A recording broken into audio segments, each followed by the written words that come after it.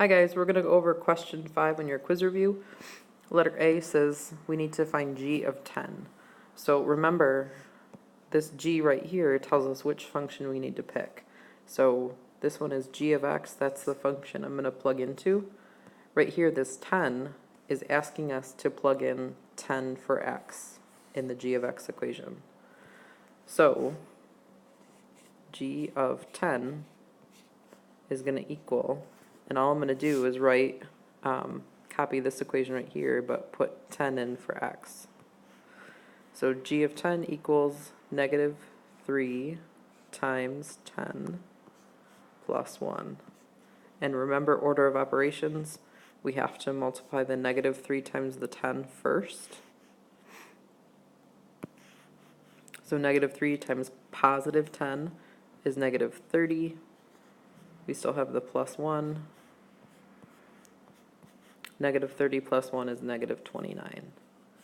And we didn't do anything with this g of 10. Remember, that's just like y. Those are interchangeable. So we just figured out g of 10 equals 29, and we are done with that problem. This is part B. This one asks you to find f of negative 3. So remember that f right there tells us we need to look at the f of x equation, and this one is x squared plus 7. So we're going to take that and plug in negative 3 for x. So whenever you have something squared, always put it in parentheses, especially because this is negative. Putting it in parentheses will help you if you type it into your calculator.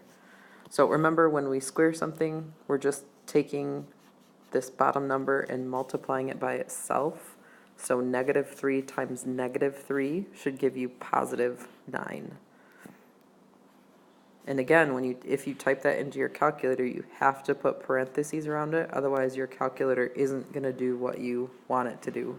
You won't get the correct answer.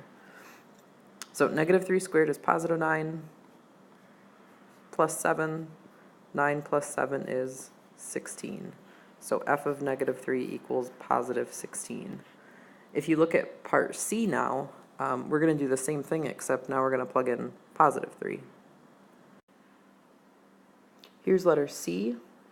We're using that same function, so here's f of 3, so that tells me we're going to go up here to the f of x function.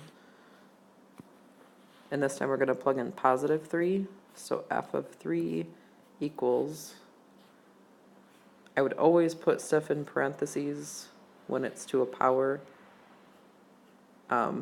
because when you type that into your calculator, parentheses help if that number is negative. In this case, 3 squared, this tells us to do positive 3 times positive 3, so we're going to get 9. And then we still have the plus 7. 9 plus 7 is 16. Hey, we got the same answer as the last one. And really what happened here, letter B asked you to plug in negative 3. Negative 3 times negative 3 is positive 9. Just like positive 3 times positive 3 is positive 9. So we actually got the same answer, even though we plugged in 2 different numbers. So this is the same idea as the last one. We have f of negative 1, and we just need to be careful when we plug this in with a squared term. So when we plug it in right here. So this is going to equal, remember, parentheses whenever we have something to a power. So negative 1 squared plus 7. Here's the part that's easy to make a mistake. Negative 1 times negative 1 is positive 1. So we get 1 plus 7, and 1 plus 7 is 8.